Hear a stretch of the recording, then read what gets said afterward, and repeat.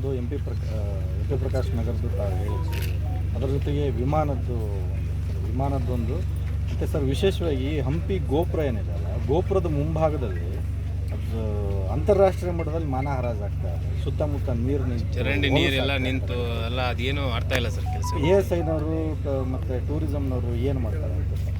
ಖಂಡಿತ. ಈಗ ಇವತ್ತು ಗ್ರಾಮ ಪಂಚಾಯತ್ ಕಟ್ಟಡಕ್ಕೆ ಇವತ್ತು ಶಂಕುಸ್ಥಾಪನೆಗೆ ನಾನು ಬಂದಿದ್ದೀನಿ.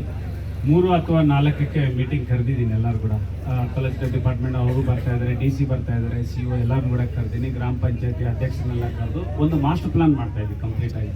ಮೊನ್ನೆ ನಮ್ಮ ಕೇಂದ್ರ ಹಣಕಾಸು ಸಚಿವರಾಗಿರ್ತಕ್ಕಂಥ ಶ್ರೀಮತಿ ನಿರ್ಮಲಾ ಸೀತಾರಾಮನ್ ಅವರು ಕೊಟ್ಟಿದ್ದಾರೆ, ಇಲ್ಲ ತುಕಾರಾಮ್ ಅವರೇ ಬನ್ನಿ ಕುಂತ್ಕೊಂಡು ನಾವೇನೋ ಮಾಡೋಣ, ಇವತ್ತು ಹಂಪಿ ಪಕ್ಷ ಎಷ್ಟೊಂದು ಆಶೀರ್ವಾದ ಆಗಿದೆ ಅಂತಂತೇಳಿ ಅವರು ಕೂಡ ನನಗೆ ಅಪಾಯಿಂಟ್ಮೆಂಟ್ ಕೊಟ್ಟಿದ್ದಾರೆ. ಬಿಫೋರ್ ನಾನು ಹೋಗೋಕ್ಕಿಂತ ಮುಂಚೆ ನವೆಂಬರ್ 25ರಿಂದ ಡಿಸೆಂಬರ್ 21 ಮಟ್ಟ ಪಾರ್ಲಿಮೆಂಟ್ ನಡೀತಾ ಇದೆ.